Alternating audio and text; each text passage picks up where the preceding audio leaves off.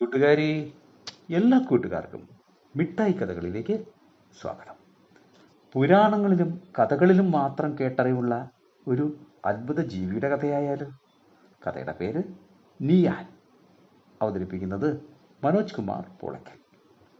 ചൈനക്കാർ പുതുവർഷം ആഘോഷിക്കുന്നത് ആട്ടവും പാട്ടും ശബ്ദഘോഷങ്ങളുമായിട്ടാണ്. അതിന് പിന്നിൽ ഒരു ഭീകരന്റെ കഥയുണ്ട്. ആ കഥയാണ് നിയാൻ.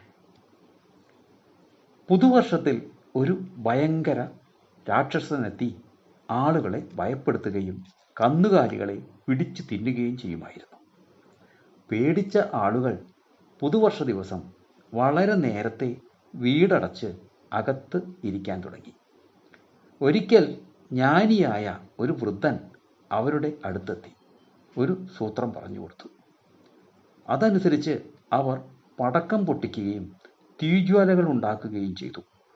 പേടിച്ച രാക്ഷസൻ ഓടി. എല്ലാവരും ചേർന്ന് ഓടിത്തളർന്ന അവൻ്റെ കഥ കഴിച്ചു അത്രേ. നിയാൻ എന്ന വാക്കിന് ചൈനീസ് മാൻഡിൻ ഭാഷയിൽ വർഷം എന്നാണ് അർത്ഥം.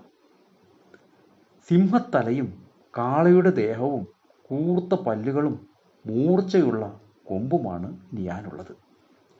ചൈനീസ് പുരാണങ്ങളനുസരിച്ച് പർവ്വതത്തിൻ്റെ മുകളിലോ സമുദ്രത്തിൻ്റെ അടിയിലോ ആണ് നിയാൻ്റെ താമസം. ചൈനീസ് ഭാഷയിൽ 2016 പുറത്തിറങ്ങിയ ആനിമേഷൻ കോമഡി ഫാൻസി സിനിമയാണ് മിസ്റ്റർ നിയാൻ. ഭീകരനായ നിയാനും ഷുഗുവോ എന്ന പെൺകുട്ടിയുമാണ് ഇതിലെ പ്രധാന കഥാപാത്രങ്ങൾ. കൂട്ടുകാർക്ക് നിയാൻ്റെ കഥ ഇഷ്ടമായോ? എങ്കിൽ പുതിയൊരു കഥയുമായി നമുക്ക് നാളെ കാണാം. എല്ലാവർക്കും നല്ലൊരു ദിനം ആശംസിക്കുന്നു. Story uncle.